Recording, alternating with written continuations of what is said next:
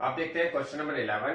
Question number 11 में देखते हैं क्या दिया हुआ है। इसमें दिया हुआ है, in a laboratory the count of bacteria in a certain experiment was increasing at the rate of 2.5% per hour. Find the bacteria at the end of 2 hours if the count was initially 5,06,000। आपसे यहाँ पर कहा गया है एक experiment हो रहा है एक लेबोरेटरी में, वहां पर बैक्टीरिया जो इंक्रीज हो रहे हैं वो 2.5% पर आवर इंक्रीज हो रहे हैं। तो यहाँ पर इंक्रीमेंट हो रहा है बैक्टीरिया का। उन्होंने कहा है कि अगर पर आवर में 2.5% पर आवर इंक्रीमेंट हो रहा है तो आफ्टर 2 आवर्स में कितना हो जाएगा। तो यहाँ देखते हैं, सबसे पहले हमारे पास यहाँ पर प्रिंसिपल जो हमारे पास इनिशियली बैक्टीरिया दिए गए हैं वो दिए गए 5,06,000। टाइम दिया गया 2 आवर्स का। रेट ऑफ इंटरेस्ट दिया गया 2.5% पर आवर। उससे कोई फर्क नहीं पड़ता, पर आवर है तो हम पर आवर के अकॉर्डिंग वर्क करेंगे। 2.5 को मैं 25/10 भी लिख सकता हूँ। मैंने यहाँ पे डेसिमल हटा दिया है और फिर मैंने इसे कट कर दिया है 5 to 25, 5 to 10 और ये हो जाएगा 5/2% पर आवर। और आपके पास यहाँ पर ये बताना है कि आफ्टर 2 इयर्स बाद बैक्टीरिया कितने हो जाएंगे। तो हमें यहाँ पर देखना पड़ेगा बैक्टीरिया आफ्टर 2 आवर्स फाइंड करने के लिए जो फॉर्मूला है वही सेम फॉर्मूला हमें यहाँ पर भी यूज करना है। फॉर्मूला क्या है, a is equal to p into 1 plus r upon 100 to the power n। अब हम यहाँ पर ये फॉर्मूला अप्लाई करेंगे, a is equal to p के प्लेस पे हम रखेंगे 5,06,000। ये हमारे पास इनिशियली बैक्टीरिया दिए गए हैं। इनिशियली नंबर बैक्टीरिया का इतना है 1 प्लस 5/2, क्योंकि हमारे पास रेट ऑफ इंटरेस्ट है वो 5/2% है तो हमने 5/2 रखा, अपॉन में 100 रखते ही हैं टू दी पावर 2। अब 5 से इसे कट करेंगे, 5 1 5, 5 2 10, 500। यहां पर वापस आ जाएगा 5,06,000। इसके बाद हमें यहाँ पर क्या करना पड़ेगा, इसका एलसीएम लेना पड़ेगा। और एलसीएम लेने से पहले हमने यहाँ पर मल्टीप्लाई कर दिया 22 जा 40। अब इसका एलसीएम लेना तो आप सबको आता ही है। कैसे लेते हैं इसका एलसीएम, आप ले सकते हैं एलसीएम। यहाँ पर हमने 1 और 40 का एलसीएम लिया 40, यहाँ पे आ जाएगा 40, यहाँ आ जाएगा 1 और हमारे पास ये वैल्यू हो जाएगी कैलकुलेट होकर के 41 और यहाँ पे पावर 2 है 41/41 अपॉन 40/40। तो यहाँ पर हमारे पास आ गई है 5,06,000 इंटू 41/40 इंटू 41/40। अब इसे कैलकुलेट आप बहुत ध्यान से कीजिएगा। सबसे पहले हम इस जीरो को नंबर 1 जीरो को 1 जीरो से काट देंगे, सेकंड जीरो को सेकंड जीरो से कट कर देंगे। अब देखते हैं 4 भी कट जाएगा क्या। 4 1 जा 4, 4 1 जा 4, आप इसे 4 से कट कर सकते हैं।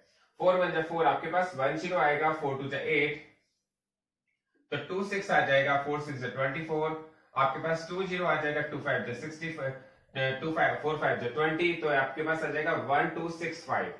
अब यहां पर ये वैल्यू 4 से नहीं कट रही है तो अब हमें क्या करना पड़ेगा। अब तो हमारे पास जो भी वैल्यू कटनी थी वो कट गई है। अब इसके बाद तो हमें मल्टीप्लाई ही करना पड़ेगा। 41 का 41 से मल्टीप्लाई आप कीजिएगा, आप करके देख लीजिएगा, यहां पर 1681 आएगा। अब हमें क्या करना पड़ेगा, डिवाइड आपके पास अपॉन में 4 बचा हुआ है। अब मल्टीप्लाई आपको बहुत ध्यान से करना है। मल्टीप्लाई करके आपके पास आ जाएगा 212645, 212645 अपॉन 4 और फिर आपको इसका डिवाइड भी करना है। डिवाइड में आ जाएगा 531616.25। तो यहां पर हमारे पास इसका यही आंसर आ जाएगा 531616.25। ये आपको ध्यान से देखना पड़ेगा, एक बार समझना पड़ेगा, क्योंकि नंबर ऑफ बैक्टीरिया है। नंबर ऑफ बैक्टीरिया कभी डेसिमल में तो नहीं आ सकते। तो इसका हमारा आंसर होगा 5,31,616 अप्रॉक्स। तो यही इसका आंसर होगा। बहुत ध्यान से इसे समझिएगा कि हमारे पास बैक्टीरिया पहले कितने थे और आफ्टर 2 आवर्स कितने हो गए। अब देखते हैं क्वेश्चन नंबर 12। ये हमारे एक्सरसाइज का लास्ट क्वेश्चन है और चैप्टर का भी लास्ट क्वेश्चन है और एक क्वेश्चन बहुत ही अच्छा क्वेश्चन है। आप इसे देखें, बहुत ही इंपॉर्टेंट भी है, आप इसे इंपॉर्टेंट भी नोट कर लें। यहाँ पर ये बहुत ही इंपॉर्टेंट क्वेश्चन है, हमारे पेपर में आता है। आपसे यहाँ पर कहा गया है एक scooter was bought at rupees 42,000. Its value depreciated at the rate of 8% per annum. Find its value after 1 year. देखिए यहाँ पर ये जो क्वेश्चन है आपसे कहा गया है, मैंने एक स्कूटर परचेज किया है 42,000 का और इसकी वैल्यू डेप्रिशिएट हो रही है और जो रेट है उसका वो 8% पर एनम का है। आपसे कहा गया आफ्टर 1 ईयर इसकी वैल्यू क्या होगी। देखिए हमें एक बात को समझना पड़ेगा, अभी तक हम जो भी क्वेश्चन कर रहे थे उसमें क्या हो रही थी, वैल्यू बढ़ रही थी। मान लीजिए मैंने 1000 रुपीज डिपॉजिट किए हैं और 8% का उसमें रेट ऑफ इंटरेस्ट लग रहा है, तो नेक्स्ट ईयर उसमें 80 रुपीज बढ़ गए, तो इसका मतलब वैल्यू बढ़ रही है, इंक्रीज हो रही है। ये फर्स्ट क्वेश्चन है हमारा जहां पर वैल्यू डेप्रिशिएट हो रही है। और देखिए आप जनरली इस वे में समझिए, सपोज कीजिए आज आप कोई स्कूटर परचेज करते हैं, वो 50,000 का आता है, तो नेक्स्ट ईयर उसकी वैल्यू डेप्रिशिएट हो जाती है।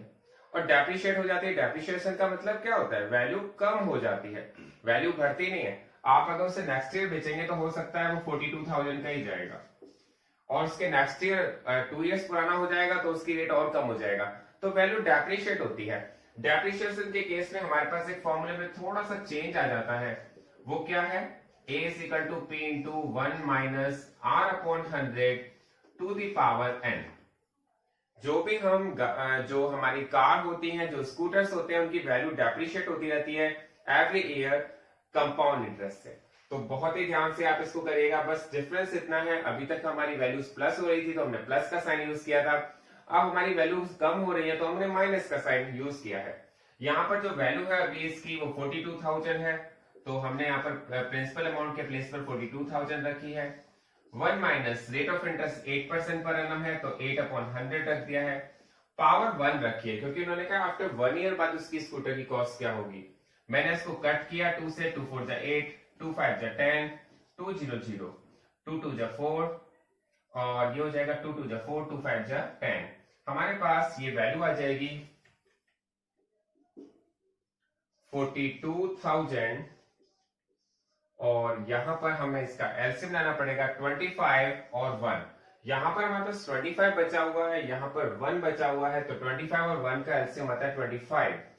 यहां पर आप 1 से इसको डिवाइड करते हैं तो आपके पास यहां पर आ जाएगा 25, और यहां पर क्योंकि ऊपर 2 बचा हुआ है 25 बन जाए 25, 2 बन जाए 2। देखिए एलसीएम आपको बहुत अच्छी तरह समझ में आ गया होगा, एलसीएम लेने में कोई कंफ्यूजन नहीं होना चाहिए, ये बहुत ध्यान से आपको एलसीएम लेना है इसका। यहाँ आ गया 42,000 और मल्टीप्लाई किया 25 में से 2 माइनस हुआ 23, अपॉन में आ गया 25। अब आपको क्या करना है, आपको अब वैल्यूज को कट करना है। अब देखते हैं वैल्यूज को कट कैसे करते हैं। आप देखिए 5 से कट करते हैं, 5 5 25, 5 से कट करेंगे 5 8 40, 5 4 20, 0 0। हम इसे फर्दर कट करेंगे तो 5 5, और इसको कट करेंगे 5 5, आपके पास आएगा 3 4, 5 6 30, 5 8 40, 0। आपके पास जो बचा हुआ है, जो वैल्यूज आ गई हैं 1680 मल्टीप्लाई 23, तो आपके पास ये फाइनल में आ गया है, उसका आपको मल्टीप्लाई करना है। इसका मल्टीप्लाई करके आपके पास जो आंसर आएगा 38,640। ये आपका पूरा की पूरा क्वेश्चन कंप्लीट हो गया है, पूरी एक्सरसाइज कंप्लीट हो गई है, और ये चैप्टर भी कंप्लीट हो गया है। आप बहुत ध्यान से इसे करिएगा, और यहाँ पर किसी भी स्टूडेंट्स का कोई वर्क इनकम्प्लीट है तो उसकी मैंने पूरी की पूरी प्लेलिस्ट अपने डिस्क्रिप्शन बॉक्स में भेज दी है, आप वहां से देख सकते हैं। Thanks for watching this video.